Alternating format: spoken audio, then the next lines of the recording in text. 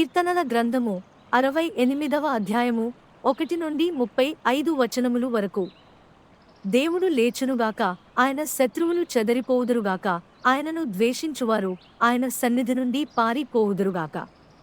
పొగ చెదరగొట్టబడునట్లు నీవు వారిని చెదరగొట్టుము, అగ్నికి మైనము కరుగునట్లు భక్తిహీనులు దేవుని సన్నిధికి కరగే నశించుదురుగాక.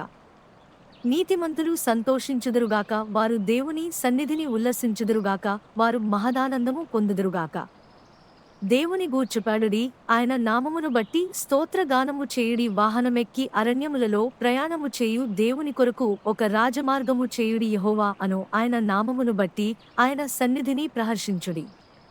తన పరిశుద్ధాలయమందుండు దేవుడు తండ్రి లేని వారికి తండ్రియు విధవరాండ్రకు న్యాయకర్తయునై ఉన్నాడు. దేవుడు ఏకాములను సంసారులుగా చేయువాడు. ఆయన బంధింపబడిన వారిని విడిపించి వారిని వర్ధిల్ల జేయువాడు. విశ్వాసఘాతకులు నిర్జల దేశమందు నివసించుదురు. దేవా, నీవు నీ ప్రజల ముందర బయలుదేరినప్పుడు, అరణ్యములో నీవు ప్రయాణము చేసినప్పుడు సెలా.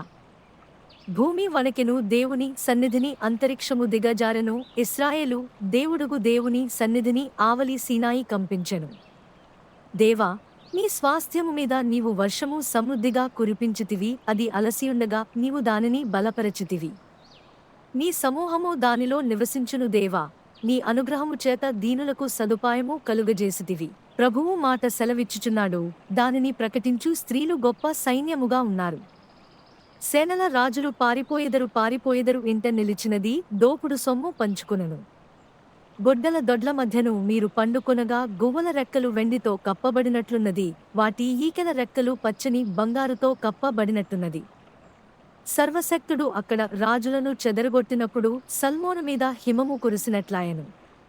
బాషాను పర్వతము, దేవపర్వతము, బాషాను పర్వతము, శిఖరములుగల పర్వతములారా, దేవుడు నివాసముగా కోరుకున్న కొండను మీరేలా ఓరచూపులు చూచుచున్నారు?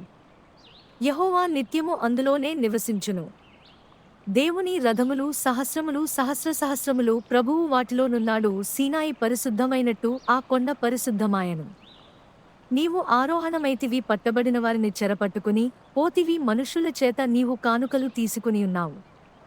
యెహోవా అను దేవుడు అక్కడ నివసించునట్లు విశ్వాసఘాతకుల చేత సహితము నీవు కానుకలు తీసుకుని ఉన్నావు.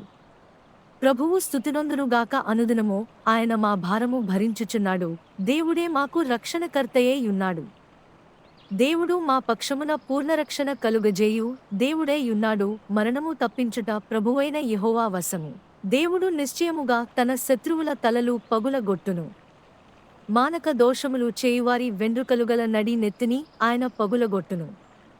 ప్రభువు సెలవిచ్చినదేమనగా, నేను బాషానులో నుండి వారిని రప్పించెదను, అగాధ సముద్రములలో నుండి వారిని రప్పించెదను. వారి రక్తములో నీవు నీ పాదము ముంచుదువు, నీ శత్రువులు నీ కుక్కల నాలుకలకు భాగమగుదురు. దేవా, నీ గమనమును పరిశుద్ధ స్థలమునకు పోవు, నా రాజగు దేవుని గమనమును వారు చూచియున్నారు. చుట్టూను కన్యకలు తంబురలు వాయించుచుండగా కీర్తనలు పాడువారు ముందర నడచిరి. తంతివాద్యములు వాయించువారు వెనుక వచ్చెదరు. సమాజములలో దేవుని స్తుతించుడి. ఇశ్రాయేలులో నుండి ఉద్భవించిన వారలారా, ప్రభువును స్తుతించుడి. కనిష్ఠుడగు బెన్యామీను అను వారి ఏలిక అచ్చటనున్నాడు. యూదా అధిపతుల పరివారమచ్చటనున్నది. జబూలూను అధిపతులును నఫ్తాలి అధిపతులును ఉన్నారు. నీ దేవుడు నీకు బలము కలుగా నియమించియున్నాడు. దేవా, నీవు మా కొరకు చేసిన దానిని బలపరచుము. యెరూషలేములోని నీ ఆలయమును బట్టి రాజులు నీ యొద్దకు కానుకలు తెచ్చెదరు.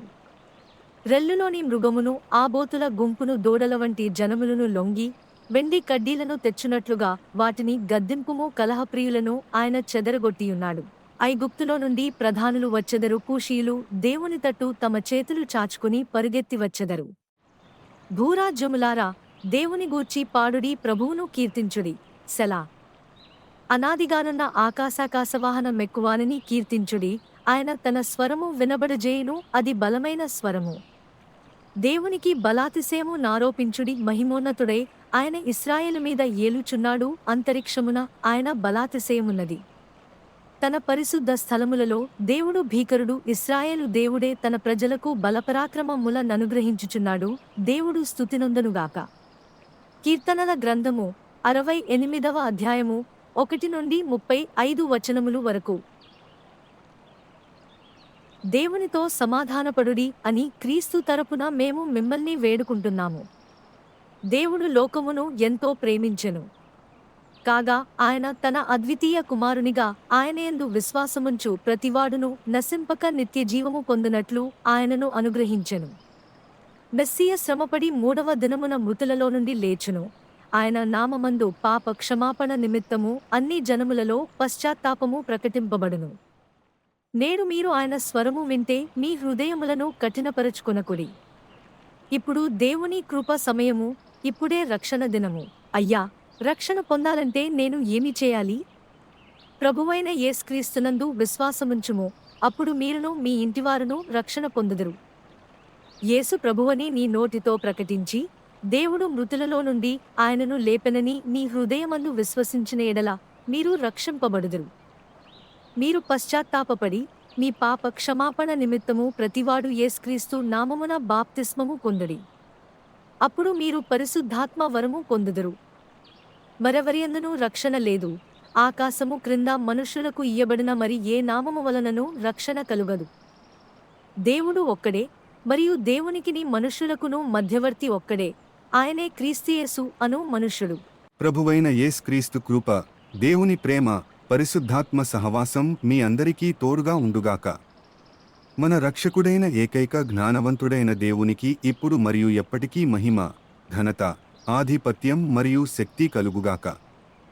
ధన్యవాదాలు మరియు ఆమెన్. అగాపావో ప్రతిధ్వనులు. సరిహద్దులను దాటిన సాక్ష్యాలు.